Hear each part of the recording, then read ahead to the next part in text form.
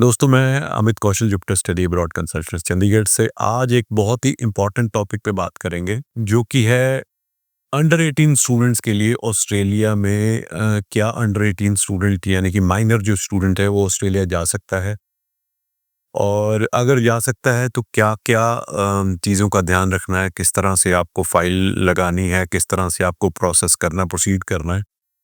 Because पिछले तकरीबन 7-8 दिनों से मैं बहुत ज़्यादा क्वेरीज़ आ रही हैं, जो स्पेशली अंडर 18 स्टूडेंट्स के लिए आ रही हैं। और एक तो स्टूडेंट ने मुझे इवन मेल तक करी कि मेरे एजेंट ने बोला कि हम सिर्फ़ एक डिक्लेरेशन दे देंगे एम्बेसी में कि बच्चा तो उसमें केस क्या है कि कोर्स स्टार्ट डेट के 4 दिन बाद बच्चा जो है वो 18 इयर्स का हो रहा है, और hand the agent is saying कि हम उनको एक डिक्लेरेशन दे देंगे कि वो 4 दिन के बाद ट्रैवल कर लेगा, which is not correct.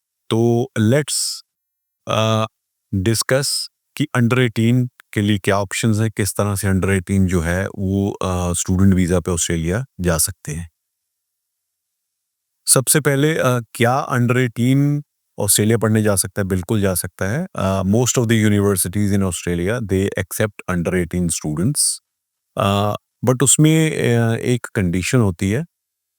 Under 18 के लिए 2 ऑप्शंस हैं। एक ऑप्शन है कि आप गार्डियनशिप लो, लीगल गार्डियन आपको लेना पड़ेगा, जो आपका मोस्ट ऑफ द केसेस में दे अलाउ ब्लड रिलेशन या बहुत ही क्लोज रिलेटिव जो है, जो वहाँ पे ऑस्ट्रेलिया में सिटीजन है या पीआर है, उसको अलाउ करते हैं।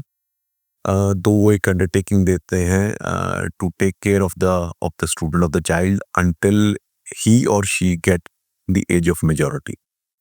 दूसरा जो ऑप्शन है वो है होम स्टे अरेंजमेंट, जो कि Australian home stay network AHN जो है उसके थ्रू किया जाता है, या ये बहुत सारी यूनिवर्सिटीज़ के अपने जो नेटवर्क्स हैं, अपने होम स्टे अरेंजमेंट्स हैं, वो आपको ऑप्शंस देते हैं कि हाँ, these are the home stay arrangements.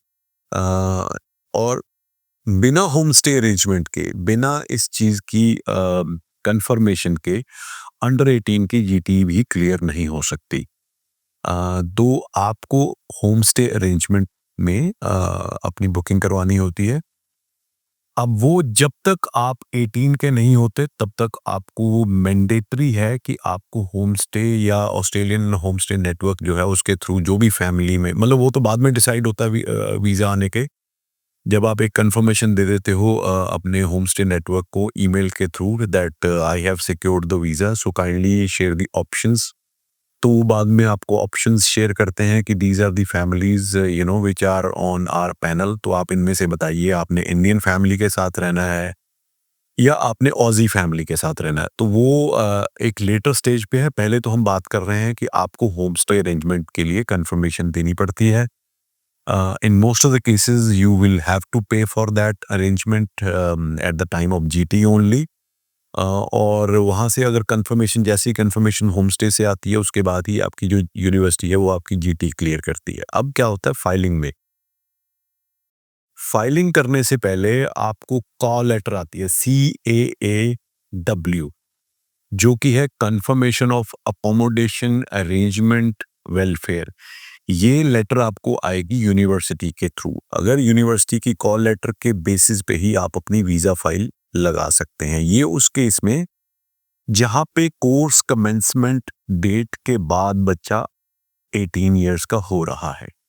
बहुत सारे ऐसे भी केसेस देखे गए हैं। अभी हमारा एक केस था जहाँ पे कोर्स स्टार्ट होने से 15 दिन, 20 दिन, 1 महीना पहले बच्चा जो है वो ही और she is attaining the age of majority, 18 का हो रहा है, but at the time of GT बच्चा जो है अंडर 18 है।